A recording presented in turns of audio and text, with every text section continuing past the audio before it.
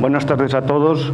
Muchísimas gracias por la atención que nos prestan acudiendo a esta jornada. Muchas gracias también a los organizadores de la jornada con la que se conmemora el 25 aniversario de la creación de la OMIT de Salamanca. Y bueno, desde nuestra perspectiva del Ministerio de Industria, pues queremos transmitir un poco todo lo que tiene que ver con nuestra preocupación por, en este proceso que se ha ido haciendo de liberalización de las telecomunicaciones, ir desarrollando el derecho de todos los operadores a participar en el mercado, también el derecho de todos los ciudadanos a tener unas mejores comunicaciones en un entorno de liberalización que supondría una competitividad entre todos ellos y, en consecuencia, un mejor precio de todos los servicios que nos ofrecen. El Ministerio de Industria, tengo una presentación, pero como veo que vamos un poco retrasado y además es muy técnica, pues voy a irme saltando algunas de las ponencias. Los derechos de los usuarios que actualmente disfrutamos provienen de una serie de normativa, tanto comunitaria como interna. Una serie de directivas que llamamos el paquete Telecom, que fueron aprobadas en Europa, son las que luego se han traspuesto en la Ley General de Telecomunicaciones, que se ha ido desarrollando en varios reales decretos que forman reglamentos y en varias órdenes ministeriales.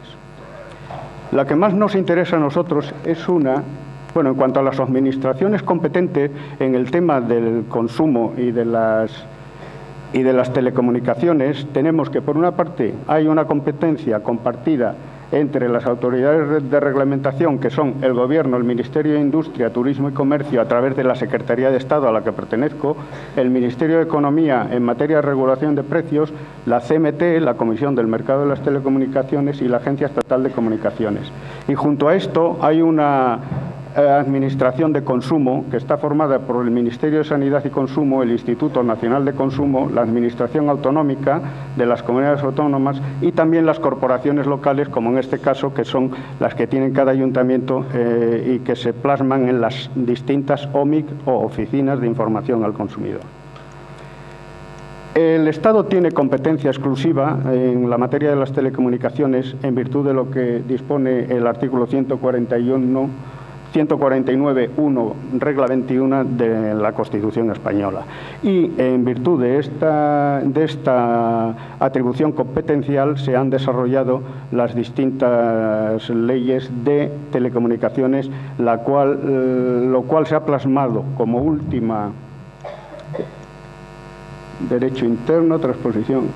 La última norma que nos interesa como consumidores es precisamente el Real Decreto 899, que viene a refundir y a desarrollar la Ley General de Telecomunicaciones en cuanto a los derechos de los usuarios.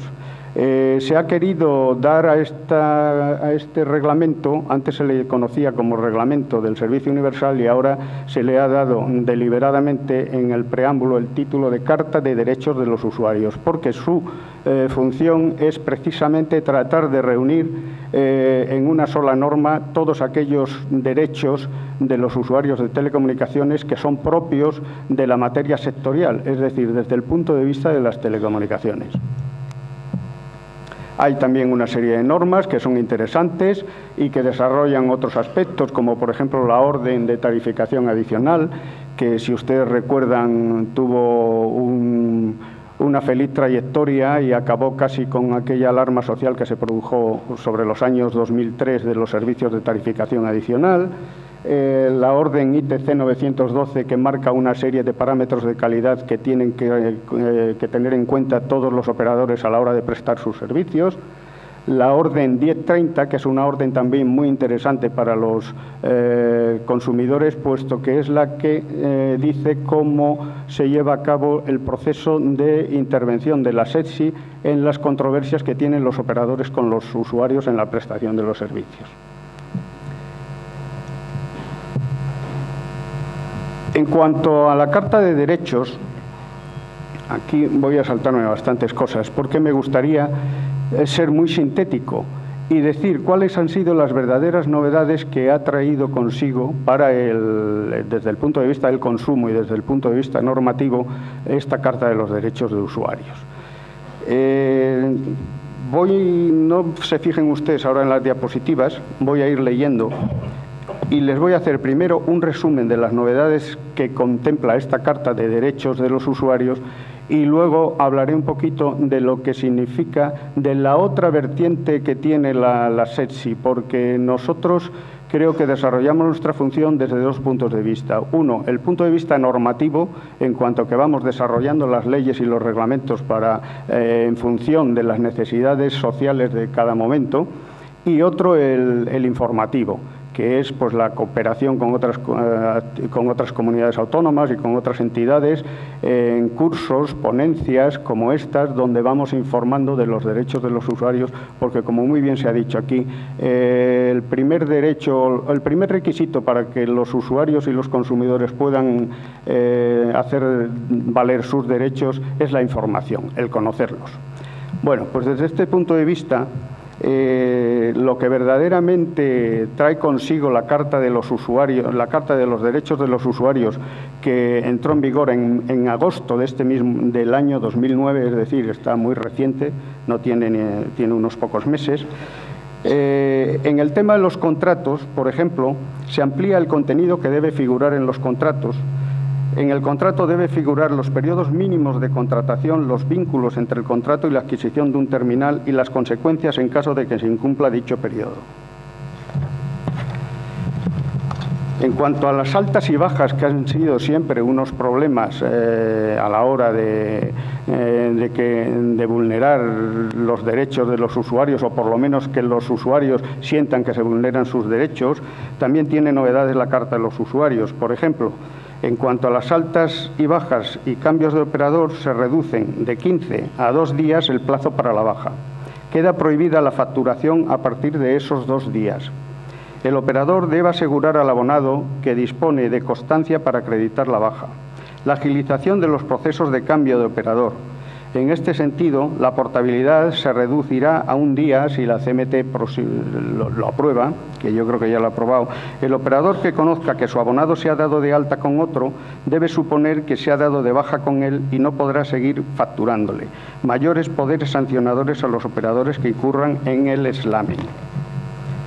En cuanto a la velocidad de acceso a Internet, se prohíbe publicitar velocidades de transmisión que excedan de la permitida por la tecnología que se esté utilizando. Los operadores deben informar al usuario antes de contratar de los factores que influyen en la velocidad efectiva de su línea. En cuanto a las indemnizaciones por interrupción del servicio, pues en general se refuerza el derecho a indemnización que ya existía. La indemnización procede en el caso de todos los servicios, no solo en el caso del servicio telefónico.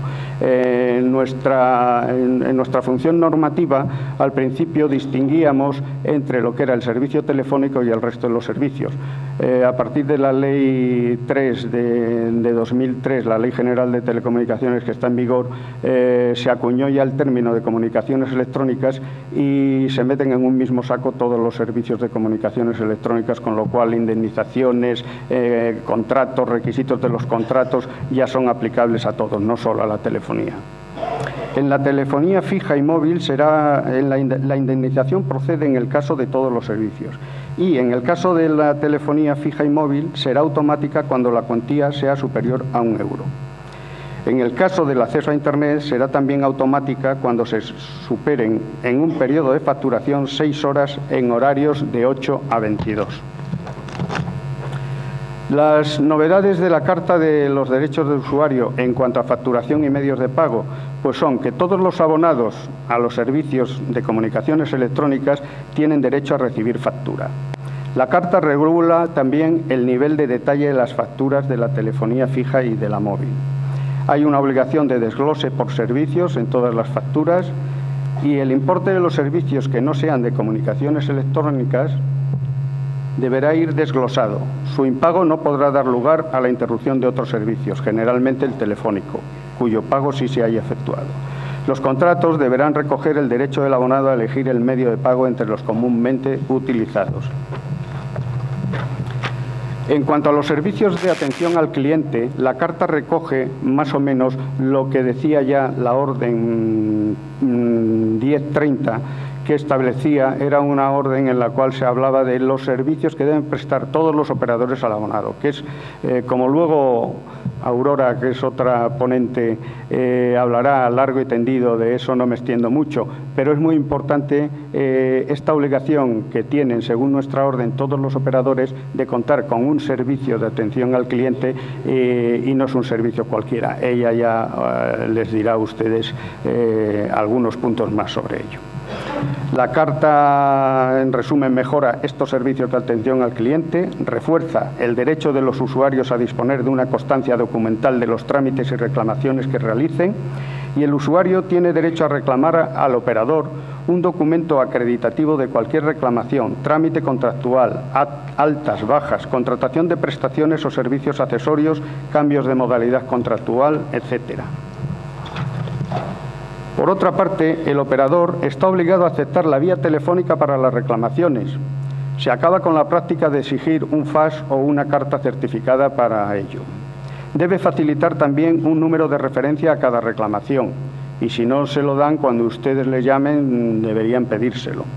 Y deben enviar al abonado un documento acreditativo de las ofertas a las que se acoge, ya que generalmente no figuran en el contrato. Las ofertas van por otro lado. Y en cuanto al procedimiento de presentación de las reclamaciones, se incorpora a la carta el contenido normativo de la Orden PRE 1030 de 12 de abril por la que se regula el procedimiento de resolución de reclamaciones ante la SESI. En resumen, esto es un poco lo que establece la Carta de los Derechos del Usuario. De todo ello, yo resaltaría, porque además es mi trabajo más directo, la importancia que tiene para asegurar los derechos de los usuarios la figura del contrato. El contrato que firmamos con los operadores, que muchas veces como consumidores, que somos todos, yo el primero, no le damos importancia, tiene muchísima importancia y debemos hacer mucha pedagogía desde las OMIs y desde los organismos y de las asociaciones con nuestros asociados y con el resto de los consumidores para que lean atentamente el contrato antes de firmarlo, antes de coger y comprar la tarjeta, antes de poner en marcha el móvil. Asegurarse de que las condiciones generales cumplen todo lo que está establecido en la normativa del Ministerio y no conformarse tampoco con simplemente la perfección del contrato vía telemática o telefónica, sino recomendar o pedir, solicitar al operador que le mande las condiciones generales para poder leerlas detenidamente en casa. Yo la verdad es que llevo en el tema de los derechos de los usuarios destinado en la Secretaría de Estado desde el año 2000. Creo que se ha avanzado bastante, queda mucho por avanzar. Desde el punto de vista de los consumidores y del consumidor que soy yo mismo, creo que todavía nos queda mucho por conseguir. Pero entre todos, vía regulación, vía información, vía participación en jornadas, formación de la gente que trabaja y que son profesionales del consumo, pues yo creo que podemos ir cada vez haciendo más valer nuestros derechos. Y nada más. Luego en la rueda de preguntas supongo que contestaré lo que se me diga.